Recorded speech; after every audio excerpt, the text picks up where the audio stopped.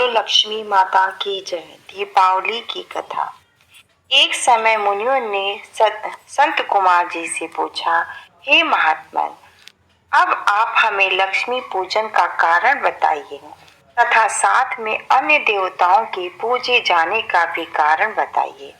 मुनियों की यह बात सुनकर श्री संत कुमार जी बोले, हे मुनियों, आप लोगों ने जो प्रश्न किया है उसे ध्यान पूर्वक सुनो। यही प्रश्न धर्मराज युधिष्ठिर ने भी भगवान श्री कृष्ण से पूछा। तब भगवान ने कहा कि हे धर्मराज सुनो, दैत्यराज बलि के राज्य में सारी प्रजा सुखी थी, किसी को कोई कष्ट नहीं था, सब लोग नियमानुसार रहते थे, यज्ञ आदि कर्म करते थे। एक बार बलि ने 100 अश्वमेध यज्ञ करने की प्रतिज्ञा की। अंततः उसने 99 यज्ञ अश्वमेध यज्ञ कर लिए। जब 100वां यज्ञ करने की उसने तैयारी की तो इंद्र बड़ा भयभीत हुआ और सोचने लगा, अगर इसने 100वां यज्ञ पूर्ण कर लिया तो यह कहीं मेरा सिंहासन न छीन ले।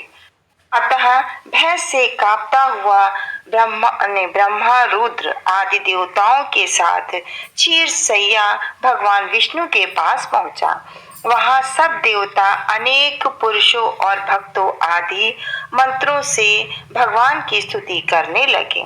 तब भगवान प्रकट होकर बोले, हे इंद्रादि देवताओं, आप लोग इतने दुखी क्यों हैं? देवराज इंद्र ने बलि के यज्ञ का सारा हाल कह सुनाया। यह सुनकर भगवान बोले, हे इंद्र, तुम सब देवता अपने अपने घर को जाओ, मैं तुम्हारे भय को खत्म कर दूंगा।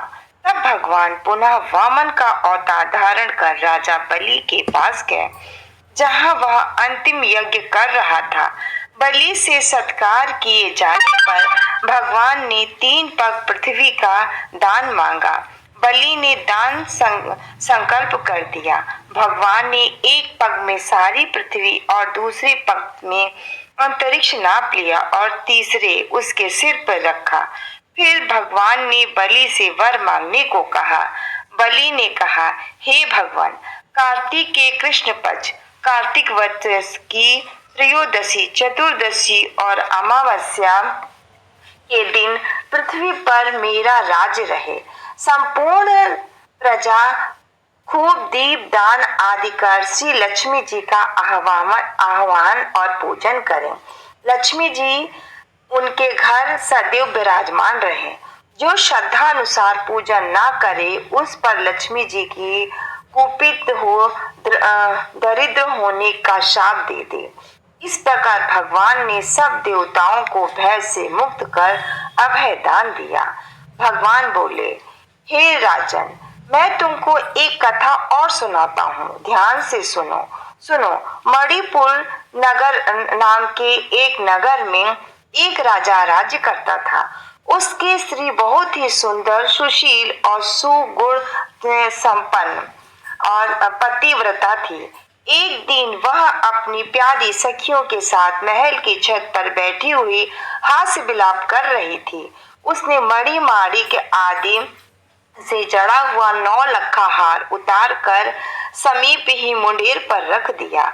शीघ्र ही एक चील उस हार को अपनी चोंच में दबाकर उड़ा ले गई। रानी यह देखकर बहुत ही उदास हो गई और सारा हाल राजा से कह सुनाया। राजा चील पर बड़ा कुपित हुआ, पर करता भी क्या। रानी को समझाते हुए बोला, प्रिय, मैं तुम्हारा हार जहां पर भी चील डालेगी वहां से मंगवा दूंगा, चिंता मत करो। यह बात कहकर राजा सभा में गया और मुनादी को बुलवा करके, यह तुम लोगों मेरे राज्य में ड्योरी फेर कर कहो कि जो कोई रानी का 9 लखा हार ला कर देगा, राजा उसको मुंह मांगा इनाम देंगे। यह सुनकर एक बुढ़िया राजा के पास पहुंची और वह हार दे दिया। राजा बड़ा प्रसन्न हुआ और इनाम मांगने को कहा। बुढ़िया ने कहा, राजन, आज से 8वें रोज दीपावली है। महालक्ष्मी जी का पूजन है। अतः राज्य में कोई भी आदमी दीपावली न मनावे, सिर्फ मैं ही दीपावली मनाऊंगी और लक्ष्मी जी का पूजन करूंगी। इसलिए तेल, बत्ती, दीपक आदि सब सामग्री आप मेरे यहाँ भिजवा दे। यह सुनकर राजा आश्चर्यचकित होकर बोला, ऐसा करने से तुम्हें क्या लाभ होगा? बुढ़िया बोली, आज के दिन व्रत एवं लक्ष्मी पूजन से तथा दीप दान करने से लक्ष्मी जी प्रसन्न होती हैं और उसके घर सदैव निवास करती हैं। राजा ने कहा, यह मैं भी करूंगा। बुढ़िया बोले, पहले मैं करूंगी और बाद में तुम करना। ऐसा करने पर राजा और बुढ़िया के घर में अतुल संपत्ति, धन दौलत, हाथी घोड़े आदि हो गए। अंतः हे धर्मराज, यह दीपावली का व्रत पूजन तुम भी करो, जिससे खोई हुई राज्य, श्री तथा पुत्र पौत्र आदि तुमको पुनः प्राप्त हो जाए। बोलो लक्ष्मी माता की जय।